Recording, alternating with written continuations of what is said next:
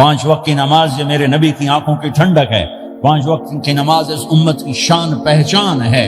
اور اللہ تعالیٰ نے پہلی امتوں پر اتنی بڑی مشقت ڈالی کہ ان کی نماز مسجد کے علاوہ کہیں نہیں ہوتی تھی، مسجد میں ہی ہوتی تھی۔ ہمارے لیے کتنی آسانی کر دی، جاب میں ہے مصلی بچھا نماز پڑھ، چلو مصلی بھی کوئی نہیں، زمین دیکھ اس پر کوئی گندگی تو کوئی نہیں ہے، بس زمین بھی تیرے لیے پاک ہے، چل نماز پڑھ۔ اور آسانی کر دی، پانی کوئی نہیں ہے، کوئی بات نہیں، مٹی میں ہاتھ مار، منہ پہ مار، پھر ایک ہاتھ مار، یوں کر، چل نماز پڑھ، میں تیری قبول کروں گا۔ یہ کسی امت کے ساتھ یہ نہیں ہوا، انہیں وضو ہی کرنا تھا چاہے پانی 50 میل پر موجود ہو۔ اور ہمارے لیے پانی کوئی نہیں ہے، چلو تیمم، مٹی میں ہاتھ ہمارا یوں کیا، پھر ہاتھ ہمارا ایک یوں کیا، ایک یوں کیا، چل بھائی اللہ اکبر قبول۔ عمار بن یاسر رضی اللہ تعالیٰ عنہ سفر میں تھے، ان کو نہانے کی ضرورت ہو گئی، نائٹ فال ہو گیا، تو انہوں نے سوچا کہ ویسے تو آدمی کو وضو کی ضرورت ہوتی ہے تو خالی منہ پہ ہاتھ مارا اور کونیوں تک، لیکن مجھے تو غسل کی ضرورت ہے، تو خالی اس سے تو کافی نہیں ہوگا۔ تو انہوں نے کپڑے اتارے، اکیلے تھے، ریت کے اوپر کبھی یوں لیٹے، کبھی یوں لیٹے، کبھی یوں لیٹے، 3-4 دفعہ یوں اور یوں رول ہوتے ہوتے پھر انہوں نے نماز پڑھی۔ آئے اللہ کے نبی کی بارگاہ میں، یا رسول اللہ مجھے رات کو نہانے کی ضرورت پڑ گئی، تو میں نے کہا وضو کے لیے تو خالی یہ 2 دفعہ کرنا کافی ہے، تو یہ تو نہانا تھا، تو میں تو ریت میں خوب رول ہوتا رہا۔ میرے نبی نے انما یکفیک ضربتان، ارے سیدھے بندے عمار، اس کے لیے بھی اتنا ہی کافی تھا کہ تو یوں کرتا اور یوں کرتا اور تو پاک ہو جاتا۔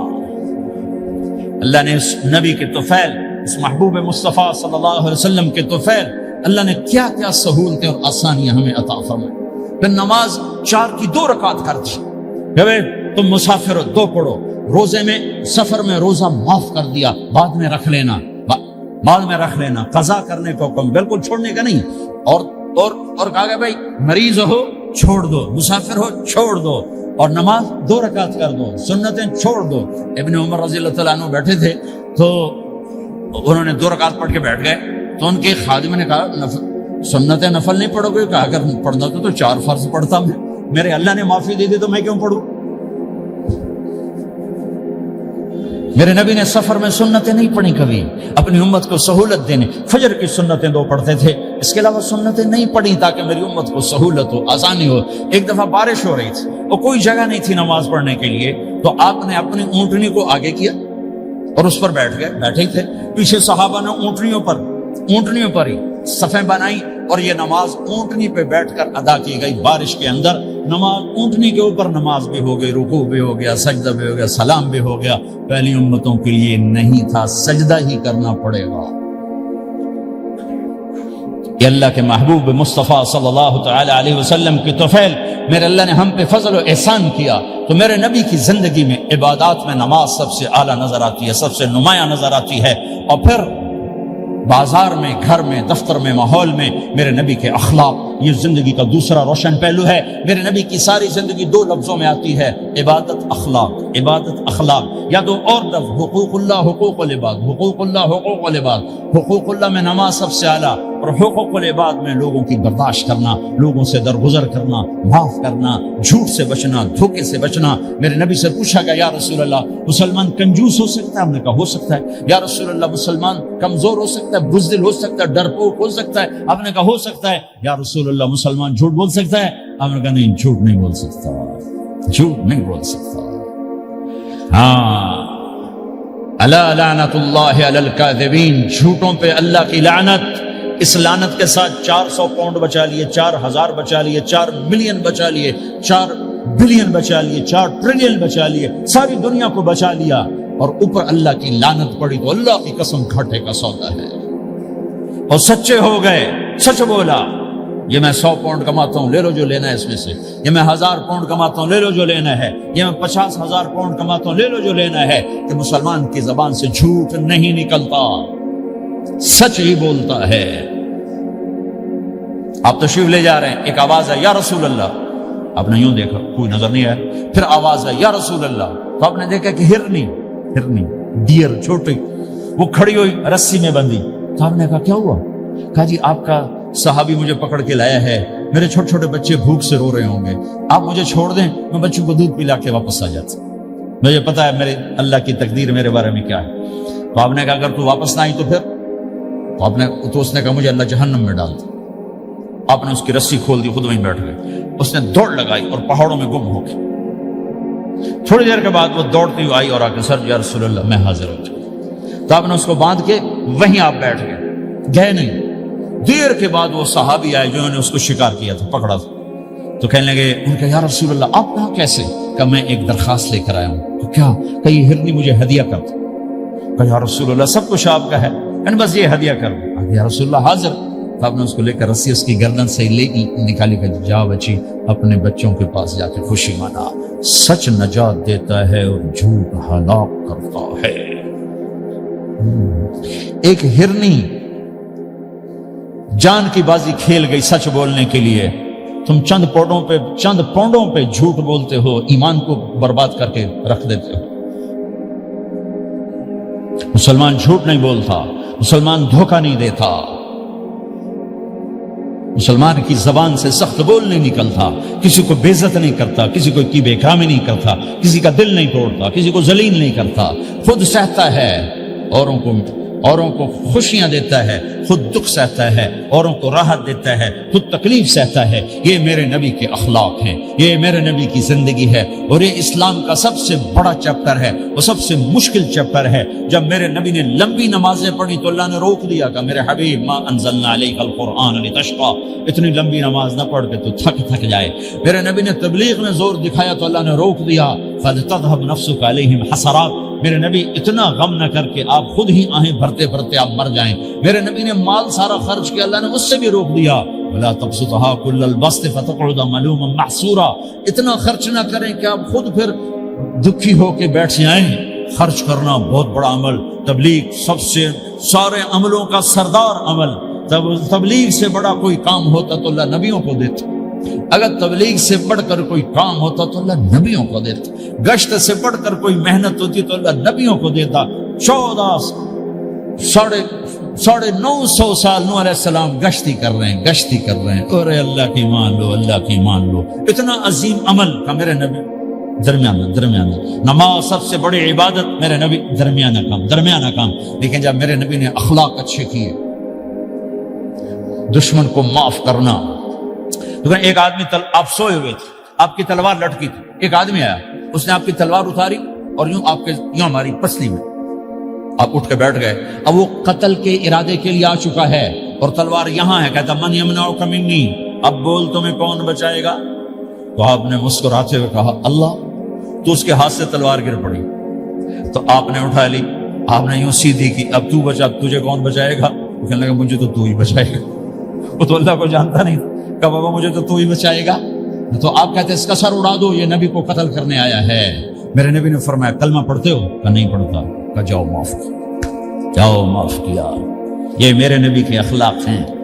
20 سال جنہوں نے قتل کے منصوبے بنائے, مکہ والے. جب آپ مکہ میں فاتحانہ داخل ہوئے, ابو سفیان سب سے زیادہ آپ کو دکھ پہنچانے والوں میں پیش. آپ نے ابو سفیان کو عزت دی. جو ابو سفیان کے گھر میں داخل ہوگا اس کو کچھ نہیں کہا جائے گا. آپ تو ابو سفیان کو بلا کے سولی پہ لٹکاتے, اور آپ کہہ رہے ہیں جو ابو سفیان کے گھر میں جائے گا اسے کچھ نہیں کہا جائے گا, جو بیت اللہ میں ہوگا اسے کچھ نہیں کہا جائے گا. سارا مکہ سامنے, آپ یوں بیت اللہ کا دروازے پر یوں دونوں ہاتھ ایسے ٹکا کے کھڑے تھے. پھر آپ نے کہا میں کیا کروں گا اب تمہارے ساتھ؟ تو سہیل بن عمر نے کہا آپ کریم ہیں, کریم کے بیٹے ہیں. تو آپ نے کہا جاؤ میں نے معاف کیا.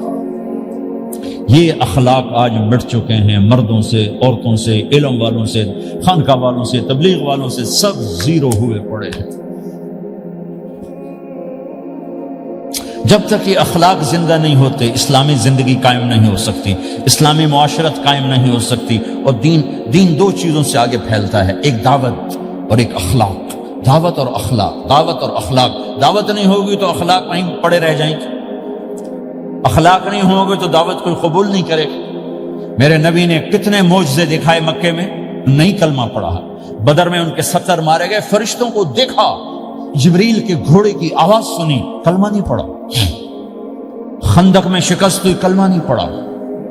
پانی نکلتے دیکھا انگلیوں سے, کلمہ نہیں پڑھا.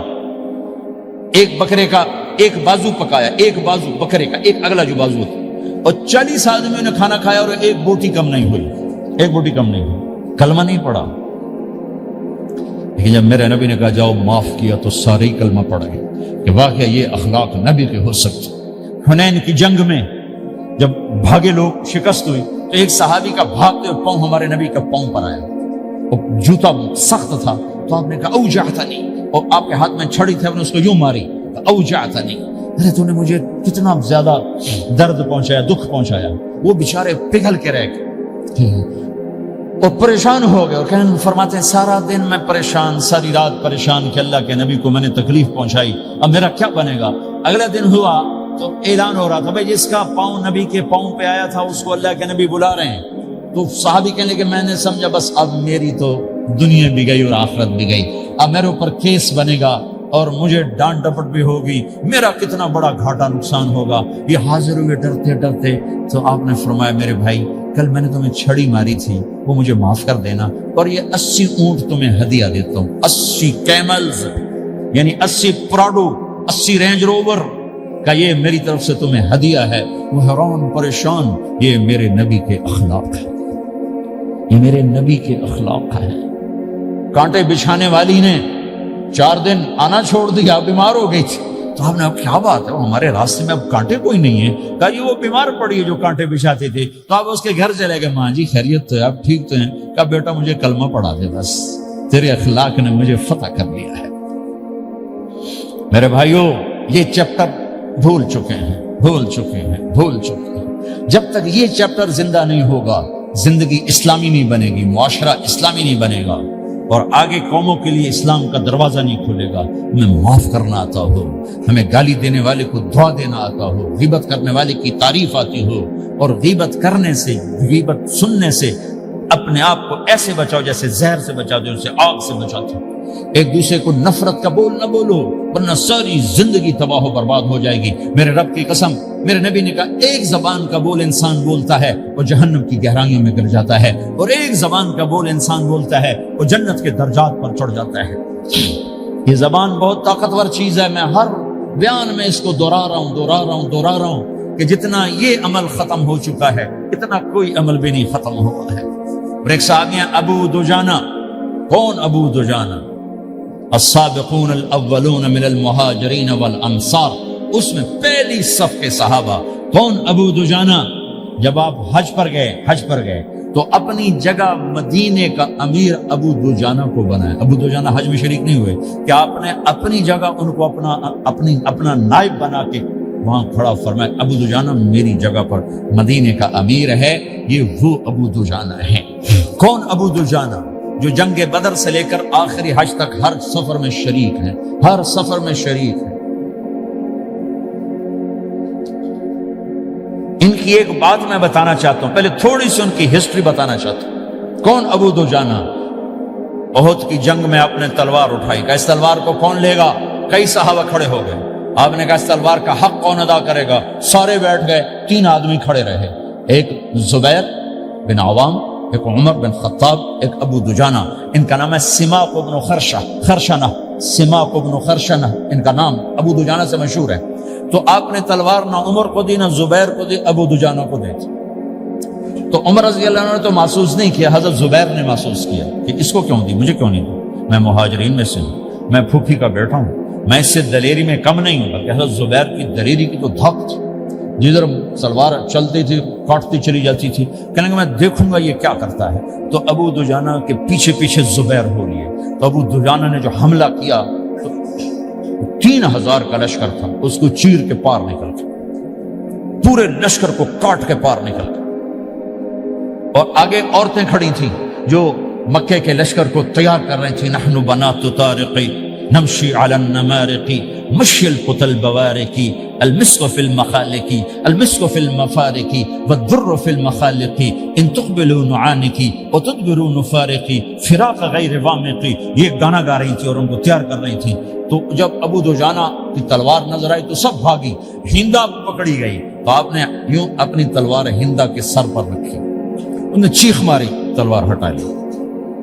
تو زبیر پیچھے پیچھے کہ کیا کیا ہے؟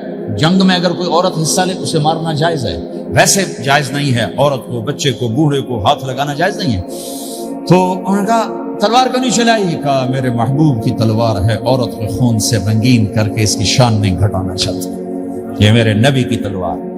پھر واپس ہوئے، پھر اٹیک کیا اور پھر مجمع کو چیر دیا۔ سامنے ایک آدمی آ رہا تھا ہاتھی کی طرح، اتنا لمبا موٹا تازہ، تو زبیر کہنے لگے میرے جی میں آیا کبھی اس کی ٹکر ہونا پھر میں دیکھوں ابو دجانہ کیا چیز ہے۔ تو اللہ کا کرنا ایسا ہوا، ابو دجانہ دونوں آمنے سامنے ہو گئے۔ تو وہ ایسے شاہ سوار تھے کہ دونوں طرف کے لشکر ذرا تھم گئے اور وہ دونوں بھڑ گئے۔ ابو دجانہ کے اپنے جوہر، اس پہلوان کے اپنے جوہر، غبار اٹھا، مٹی اٹھی، اور اس کی اپنی طاقت، ان کی اپنی طاقت، انہوں نے ابو دجانہ کو اس نے زخمی کر دیا۔ ابو دجانہ نے جو جوش میں آ کے ماری تلوار، اس کو لگی یہاں، تو اتنی طاقت سے لگی کہ اس کے نیچے اتر کر دو ٹکڑوں میں تقسیم کر دی۔ ماری، ایک حصہ ادھر ایک حصہ، پھر یوں دیکھا اور اپنے چہرے سے لوہے کی ٹوپی اتاری، اما ترا انا ابو دجانہ، کیا دیکھ رہے ہو؟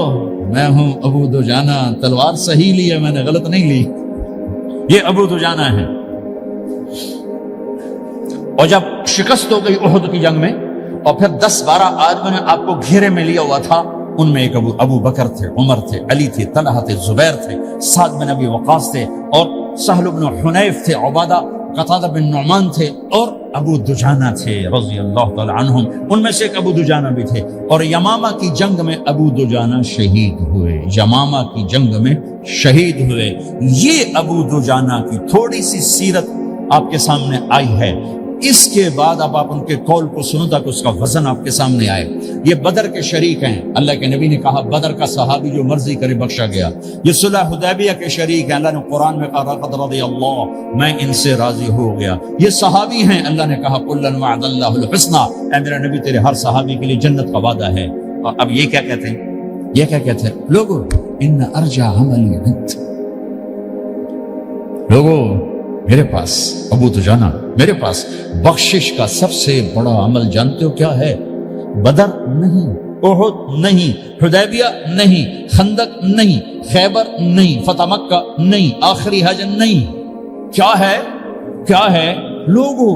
ان ارجع عملی عندی، میرے پاس آخرت میں بخشش کا سب سے بڑا عمل بس ایک ہے کہ ما آذیت احدا باللسان، میں نے اپنی زبان سے کبھی کسی کو دکھ نہیں پہنچایا۔ ولا اجد فی قلبی غلا لاحد، اور میرے دل میں کسی کے لیے بغض کوئی نہیں ہے، بس یہ میری بخشش کا عمل ہے۔ تو بھائیو، نبی کے اخلاق میں 2 چیزیں لے لو، ایک زبان سے کسی کو دکھ نہ دو، ایک دل میں کسی کا بغض نہ رکھو۔ اللہ کی قسم بغیر حساب کتاب کے جنت میں جاؤ گے۔ بڑے بڑے جنید بغدادی اور بڑے بڑے معرفت والے تمہیں دیکھتے رہ جائیں گے، تمہاری رفتار اتنی تیز ہوگی کہ تمہیں وہی پکڑ سکے گا جس کا یہ 2 عمل تم سے زیادہ اچھا ہوگا۔